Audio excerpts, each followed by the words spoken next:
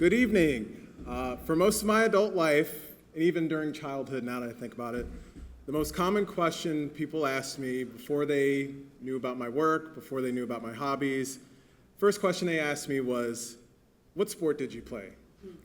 And when they ask this question, I'm always amused by the surprise that registers on their face when they find out that, except for my 1-week career of high school football, I never actually played a competitive organized sport. I've always preferred watching people run into each other instead of participating.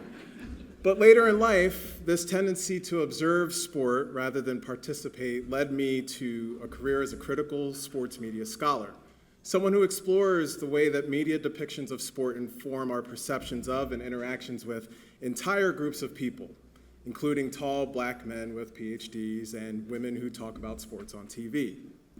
And what I've learned in all my research and in reading research from others in this subfield is that sport is society's mirror, to borrow that analogy again.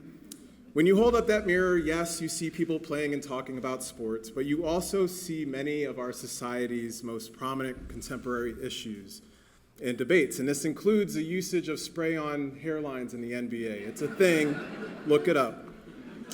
In my book, On the Sidelines, I argue that the sexism and discrimination in the industry are as pervasive there as they are for women in society at large.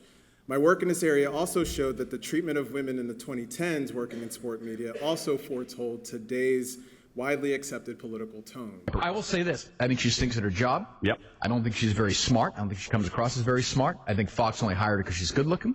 I think if she weighed 15 pounds more, she'd be a waitress at Perkins. I mean, that's what I believe. I do believe that. I just do. He's going to get two front pages. No, I don't. No, I don't. No one mentioned this, but for 3 days, I think we were all on the same page. We talked about the raw. Okay, so the woman that Kirk Minihane was referring to in that clip was Fox Sports reporter Erin Andrews, who in my view embodies the nuance with which we need to view women working in sports media.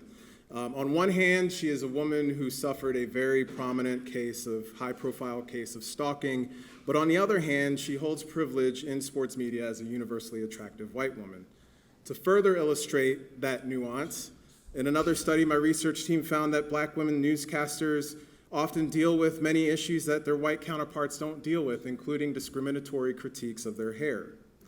In another study, my research team interviewed black members of the U.S. military to learn their views on the activism and protest performed by Colin Kaepernick. And although some of those interviewees didn't agree with his method of protest during the national anthem, they almost all reported observing a double standard in coverage of white athletes versus black athletes.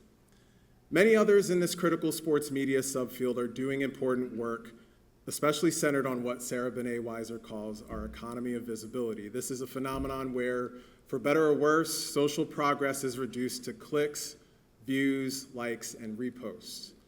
For example, work out of Ireland and the UK explore the contradictions associated with the need for women in sports media to both stand out and to blend in.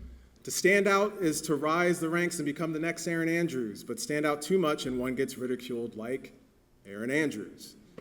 Jen McLaren's work on women fighting in the UFC also explores this economy of visibility. Yes, the Ultimate Fighting Championship has sponsored a women's division, but they've done so in pursuit of profit and cultural currency, ignoring gendered inequalities such as unequal pay and exploitation. The WNBA, of course, is grappling with an increase in its own popularity. The league and its players are also enjoying record viewership and profits, but are enduring increased ridicule and harassment because of its rising popularity, and this is especially true for the league's black and queer players. Now, even media depictions of motorsport can provide us a lens through which we can explore aspects of our society. For example, as Formula One transitions to a 100% sustainable fuel next year, so they say, will Formula One seek to boost its rising cultural cachet, or will they actually champion green energy initiatives?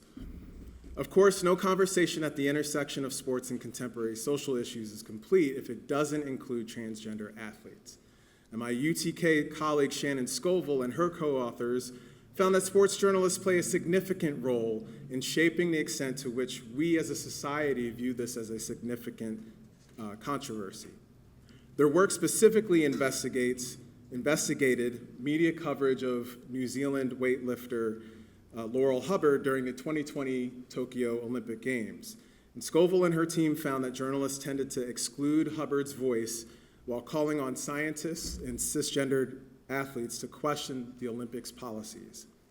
Conversely, a study published last year by Monica Crawford found that women's sports media outlets, or feminist sports media outlets like Power Plays and Burn It All Down, have taken a more activist stance in this approach, privileging trans athletes' humanity while they examine the legality of trans inclusion. To me, the trans athlete discussion significantly exemplifies sports status as society's mirror and the necessity of the scholarship being conducted on that topic. Through that scholarship, we can see how legacy media are shaping our perceptions of trans athletes and how niche digital media serve an important function in modeling representations of this group.